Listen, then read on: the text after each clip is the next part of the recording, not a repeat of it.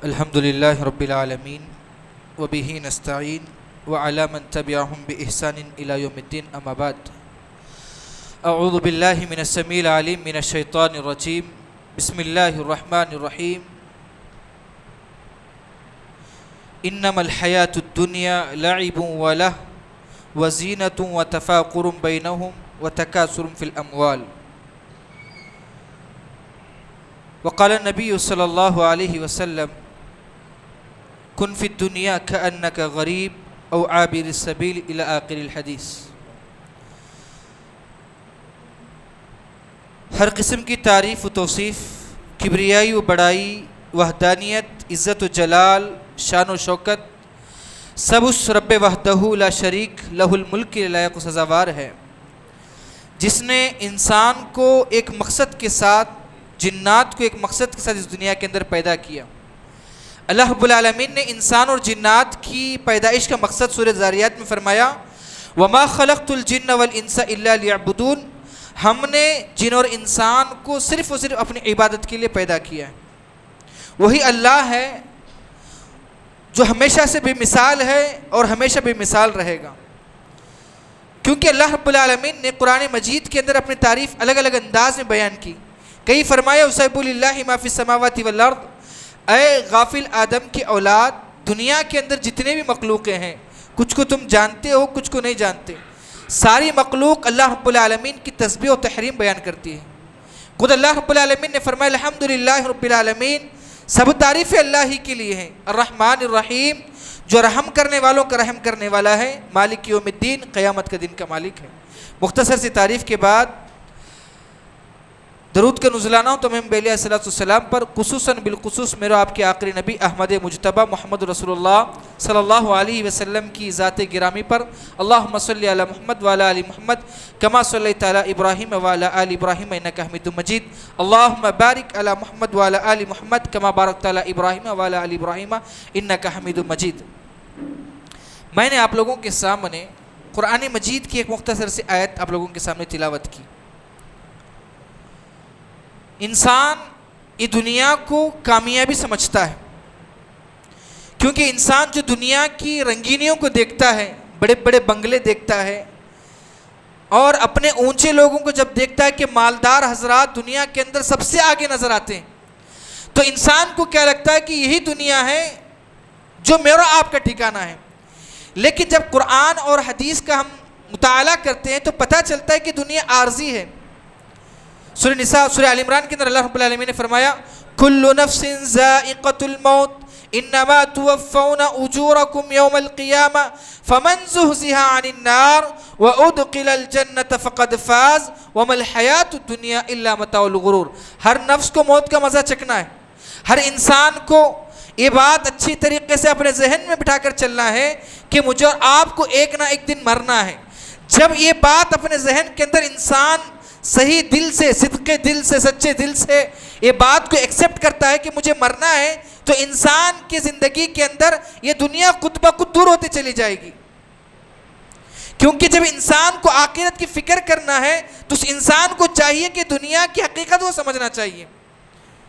کسی شاعر نے کہا اے انسان تو بے جان سے پتھر بھی نہیں ہے، کوئی فرشتہ یا پیغمبر بھی نہیں ہے، علم کا چشمہ یا سمندر بھی نہیں ہے، تو رب کی نگاہوں میں کمتر بھی نہیں ہے، تو جو کچھ بھی ہے اپنے حدوں کو پہچان، تو رحمان کی پکڑ سے بھی باہر نہیں ہے، دنیا نہ بسا دل میں، دنیا کی حقیقت مچھر کے پر کے برابر بھی نہیں ہے۔ یہ دنیا عارضی دنیا ہے، کیونکہ ہم اپنے ذہن کے اندر دیکھیں، اپنے دل و دماغ سے سوچیں کہ آج نہیں بلکہ کم سے کم 10 سال گزر جائیں، 20 سال گزر جائیں، چاہے 50 سال گزر جائیں، ایک نہ ایک دن مجھے اور آپ کو مرنا ہے۔ جب انسان یہ سوچے گا چلو 50-60 سال، اللہ کے نبی کی حدیث ہے کہ اللہ کے نبی نے فرمایا کہ میری امت کی جو عمر ہوگی 60 اور 70 کے درمیان ہوگی، بہت کم لوگ ہوں گے اس سے زیادہ زندگی گزاریں گے۔ لیکن اس بات پر اگر یقین نہیں ہوتا تو کم سے کم یہ سوچیں کہ 100 سال ہوگی، اس کے بعد تو موت آنی ہے۔ 100 سال نہیں، کم سے کم 200 سال۔ اور ہم کتنا جئیں گے؟ 200 سال نہیں، 300 سال، 300 سال نہیں، 400 سال۔ اللہ کے نبی کی حدیث ہے کہ اس دنیا کے اندر سب سے زیادہ عمر پانے والی شخصیت کون ہے؟ بتائیے کون ہے؟ نوح علیہ السلام۔ انہوں نے 950 سال دعوت و تبلیغ کا کام کیا، لیکن اس کے بعد اللہ رب العالمین نے کل نفس ذائقۃ الموت کے تحت ان کو بھی انتقال ہونا پڑا اور ان کو بھی دنیا چھوڑ کے جانا پڑا.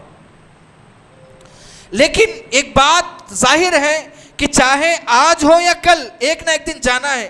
مجھے اور آپ کو دیکھنا ہے کہ اللہ رب العالمین نے اس دنیا کو دارالامتحان بنایا ہے. ہم رہ کر آخرت کی تیاری کتنے کی, کیونکہ آخرت کے دن کوئی کام آنے والا نہیں. فَإِذَا جَاءَتِ الصَّاخَّةُ, کل روز قیامت کے دن ایسا ہوگا, یوم یفر المرء من اخیہ وامہ وابیہ وصاحبتہ واخیہ. کل روز قیامت کے دن ایک باپ اپنے بچے کو دیکھے گا تو دور بھاگ جائے گا. ایک شوہر اپنی بیوی کے لیے حلال و حرام کی تمیز بھول کر حرام کمائی کماتا ہے, اپنے اولاد کے خاطر دنیا کے اندر ذلیل و رسوا ہو کر اپنی زندگی گزارتا ہے, اپنے ماں باپ کی خاطر بہت ساری تکالیف کو برداشت کرتے ہوئے اپنی زندگی گزارتا ہے. لیکن کل روز قیامت کا دن ہوگا, ایک دوسرے سے دیکھیں گے, خون کا رشتہ ہوگا, اس کے باوجود بھاگتے رہیں گے. کیوں؟ کہیں ایسا نہ ہو کہ وہ لوگ آئیں کہ ہم سے ہماری نیکیاں مانگ لیں. کیوں؟ اللہ کی نبی جناب محمد رسول اللہ صلی اللہ علیہ وسلم اپنے اہل و عیال کو کس طریقے سے آخرت کی فکر دلایا کرتے تھے. اما عائشہ رضی اللہ عنہ ایک مرتبہ کمرے میں بیٹھے ہوئے ہیں. اما عائشہ رضی اللہ عنہ کی آنکھوں سے آنسو جاری ہے. تو پوچھا, اے عائشہ کیا معاملہ ہے, تمہارے آنکھوں سے آنسو جاری ہیں؟ تو سوال بھی پوچھا تو کیسا پوچھا. تو اللہ کی نبی سے خطاب ہو کے فرمایا, اے میرے سرتاج, میں آپ سے بے انتہا محبت کرتی ہوں. کیا آپ کل روز قیامت کا دن ہوگا, کیا آپ اس قیامت کے دن میرا ساتھ دیں گے؟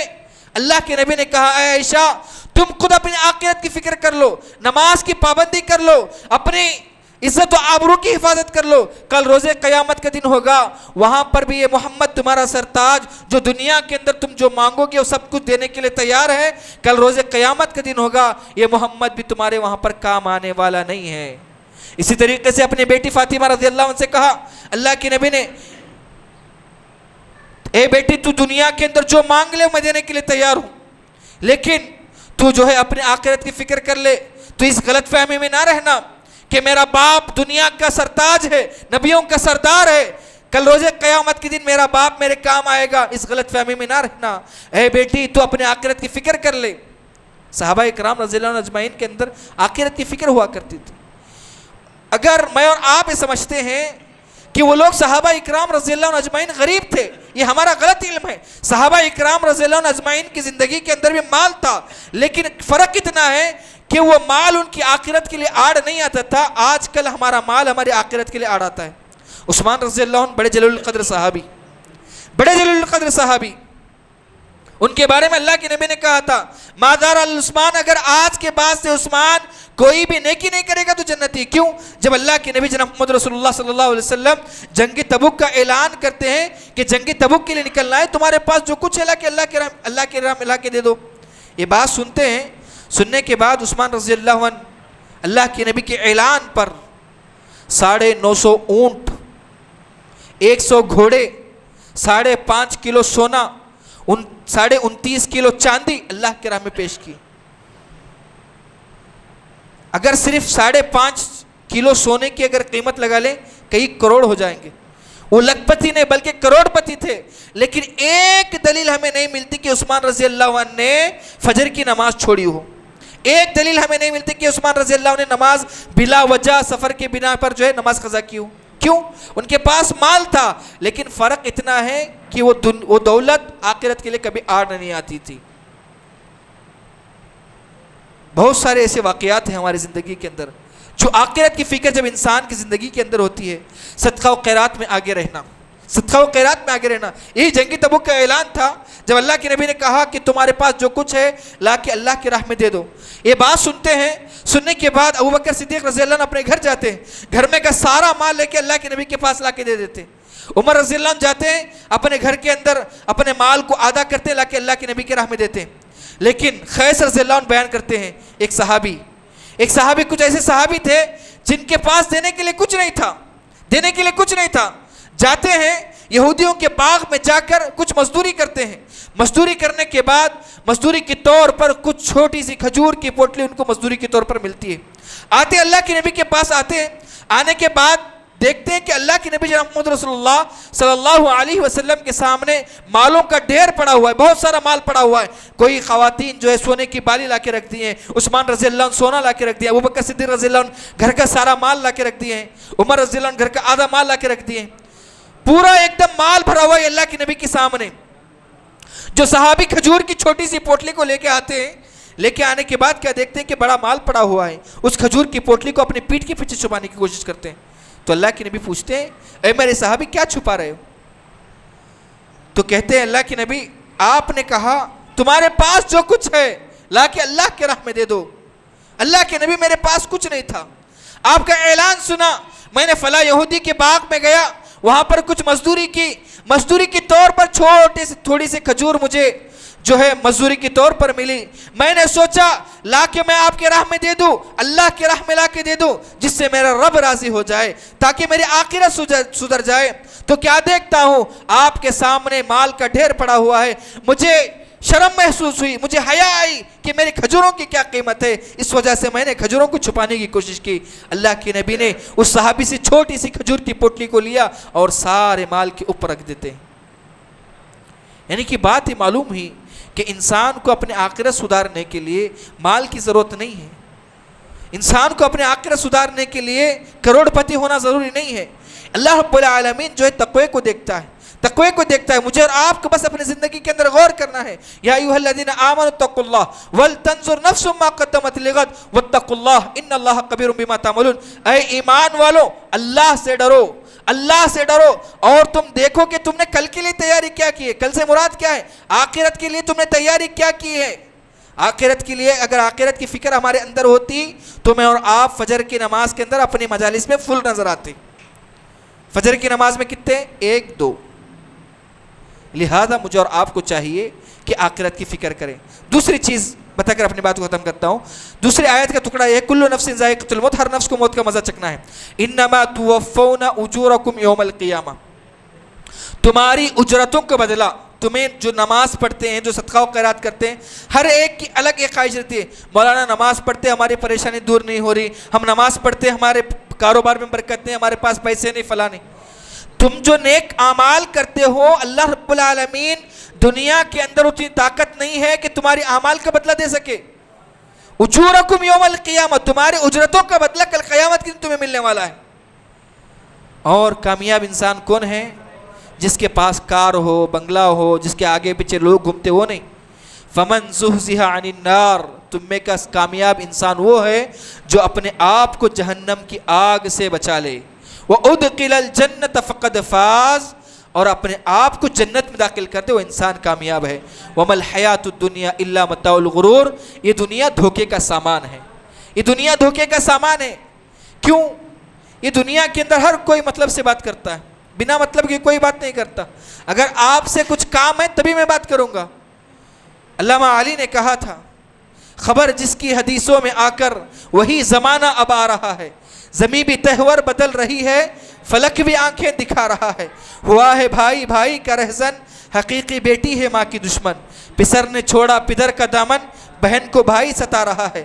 نہ بے سبب کے سلام کرنا، نہ بے غرض کے کلام کرنا، نہ بغیر رشوت کے کام کرنا، یہ بات شیطان ہمیں سکھا رہا ہے.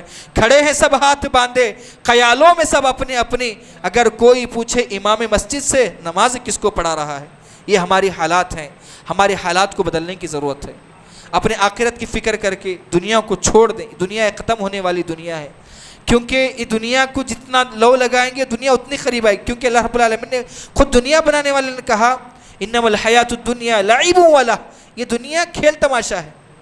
وزینۃ وتفاخر بینہم وتکاثر فی الاموال، یعنی کہ تمہارے سامنے یہ رنگینیاں. اسی لیے عمر خطاب رضی اللہ عنہ فرماتے ہیں کہ اللہ کے نبی نے میرے کندھے پر ہاتھ رکھا، ہاتھ رکھ کے کہا کن فی الدنیا کانک غریب او عابر السبیل. اے عمر تم اپنی زندگی ایک مسافر کی طرح گزارو. یہ ہم نے بارہ سنا، لیکن اس کا مفہوم کیا ہے معلوم ہے؟ مفہوم کیا ہے اس کا؟ میں اور آپ مثال کے طور پر یہاں سے مجھے اور آپ کو ایک دور دراز سفر کرنا ہے. مثال کے طور پر مجھے اور آپ کو یہاں سے حیدرآباد سفر کرنا ہے. حیدرآباد جب ہم سفر کرتے ہیں چاہے بائی روڈ ہو، ٹرین سے ہو، کار سے ہو، لیکن ہم دیکھتے ہیں کہ بہت سارے بڑے بڑے بنگلے نظر آتے ہیں، بڑے بڑے پراپرٹیاں نظر آتی ہیں، بڑے بڑے سونے کی دکانیں نظر آتی ہیں، لیکن اس سے ہمارا قلبی تعلق نہیں ہوتا، اس سے دلی تعلق نہیں ہوتا. وہ جاتا ہے، ہمارا پوائنٹ کیا ہوتا ہے؟ ہمیں حیدرآباد پہنچنا ہے. اسی طریقے سے میرا اور آپ کی زندگی کا آخری ڈیسٹینیشن کیا ہے؟ آخرت. ہمارا آخری پوائنٹ کیا ہے؟ آخرت. دنیا کے اندر جتنے بھی رنگینیاں آئے اس کو چھوڑ دینا ہے. اس لیے عمر رضی اللہ عنہ کسی کو بھی ملتے، کسی کو بھی نصیحت کرتے، کہتے تم اگر صبح کرو تو شام کا انتظار نہ کرو، اگر تم شام کرو تو صبح کا انتظار نہ کرو. اللہ کے نبی نے صحابہ سے پیارا سوال کیا، اے میرے صحابہ تم موت کو کتنا قریب دیکھتے ہو؟ صحابہ نے کہا اللہ کے نبی ہم ظہر کی نماز پڑھتے ہیں، ظہر کی نماز پڑھنے کے بعد پتہ نہیں ہم عصر تک زندہ رہیں گے یا نہیں. تو اللہ کے نبی نے کہا اے میرے صحابہ تم تو موت کو بہت دور دیکھتے ہو، کبھی تم میرے آنکھوں سے دیکھو کہ موت کتنی دور ہے. اللہ کے نبی نے کہا میں موت کو اتنا قریب دیکھتا ہوں.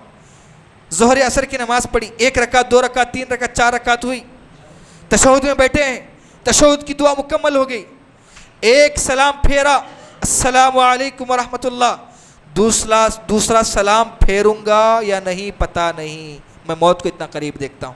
لہذا مجھے اور آپ کو چاہیے کہ اپنے آخرت کی فکر کر کے دنیا سے بے رغبتی اختیار کرنے کی کوشش کریں. آج کا جو خصوصی کتاب شیخ فضیلت الشیخ سرفراز فیضی حفظہ اللہ، جو ہمارے لیے بہت دور دراز کا سفر یعنی کہ ممبئی سے ہمارے درمیان تشریف لا چکے ہیں، وہ ہمارے درمیان آ چکے ہیں.